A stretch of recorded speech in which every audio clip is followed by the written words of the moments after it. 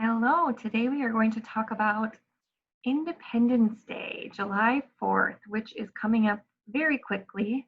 Next Friday, you have the day off of school to celebrate. It'll be July 3rd, and then the 4th of July is on a Saturday. But in observance of the 4th of July, you get Friday off. So we're going to talk about Independence Day and what it is.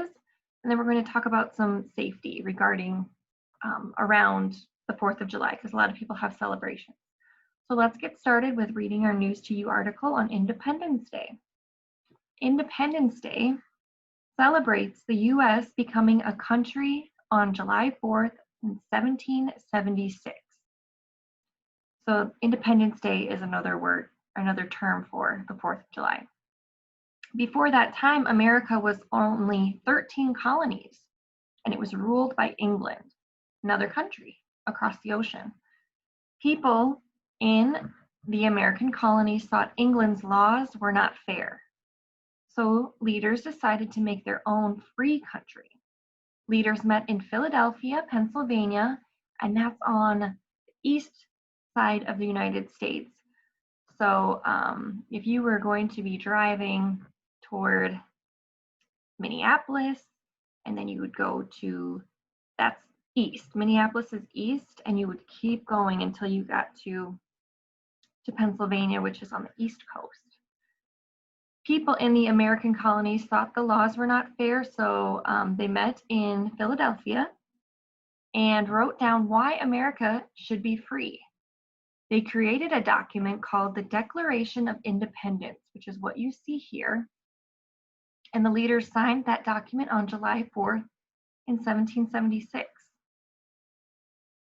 So the next year, 1777, Americans started celebrating Independence Day. They rang bells and they lit firecrackers on July 4th. Today, many people call Independence Day the 4th of July. They celebrate by flying the American flag, watching parades, and having cookouts, or barbecues, as you might say. Many Americans watch beautiful fireworks shows at night. They celebrate the birthday of the United States. So you might hear people call it Independence Day. You might hear people call it the 4th of July. You might hear people call it America's birthday. But 1776 is when the United States of America gained their independence from England, and there were 13 colonies originally. So Americans decided the laws were not fair in England. They wanted to create their own and have America be free. So again, they got together in Philadelphia, Pennsylvania, put down all these notes on why America should be free, and then leaders signed it, and that is called the Declaration of Independence. So they signed it on July 4th. And then the year after that, 1777, people started celebrating that as America's birthday. Okay, so to celebrate, people fly American flags, they watch parades, and have cookouts. And we still say the Pledge of Allegiance every day when we are in school, and every day we have opening in honor of the flag. And that it's another reason why they call America the land of the free, because we were based on freedom and freedom away from England. So looking at that is a little bit of information on why we celebrate the 4th of July, but I also want to talk about safety when we celebrate. So we need to think about a few different things when we celebrate the 4th of July. It happens in the summer, and it's usually very warm.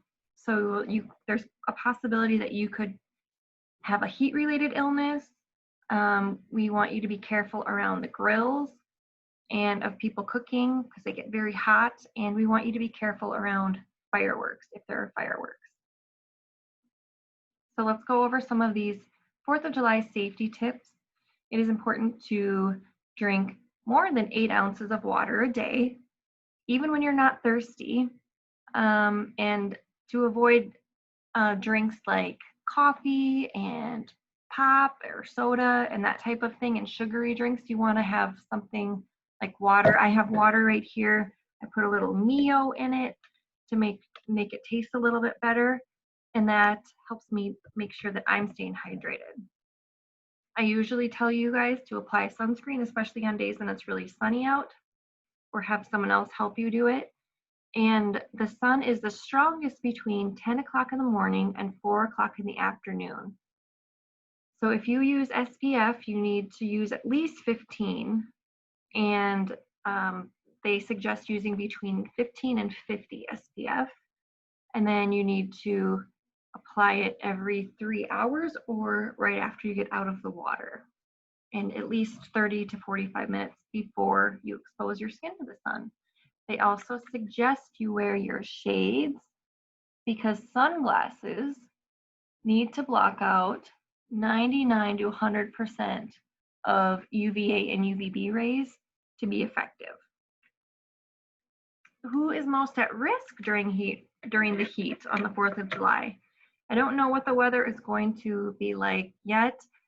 I don't know if the forecast has come out. I know it's going to be very hot this weekend, and some people celebrate for more than one day. They create a weekend out of it.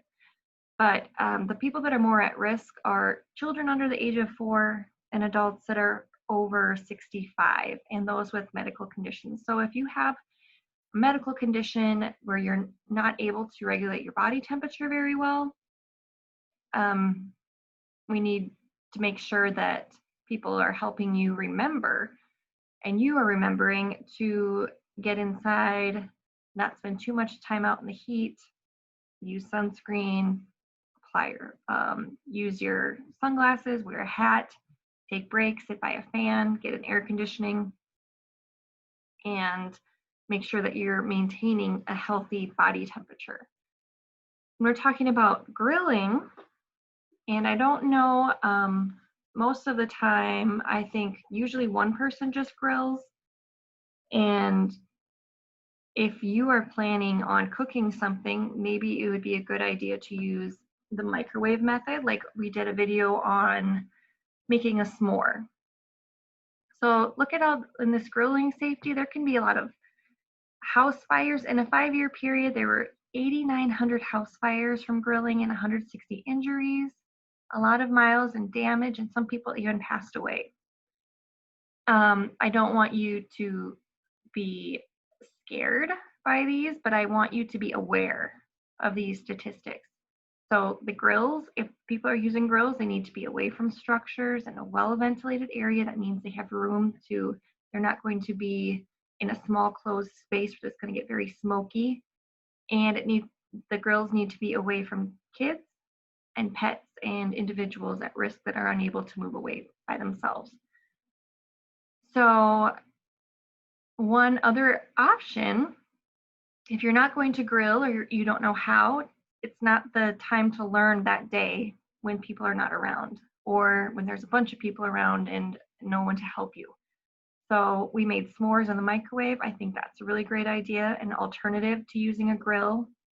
You could also heat up a hot dog in the grill or in the microwave if that's what you were going to be eating that day, and to make some other things that don't require a grilling source of heat. I also showed you how I made that Jell-O, and that could be a fun snack for you to have, or a fun treat if you are able to use a stovetop appropriately and safely. Most importantly, we want to be safe. But as always, before you do anything in the kitchen with any appliances like that, make sure you are asking for help. Make sure it's okay if you use the kitchen and the appliances. Make sure you know how to use them, and that there's somebody that supports you nearby so you don't get hurt or hurt anyone else. Okay, and then last but not least, fireworks safety.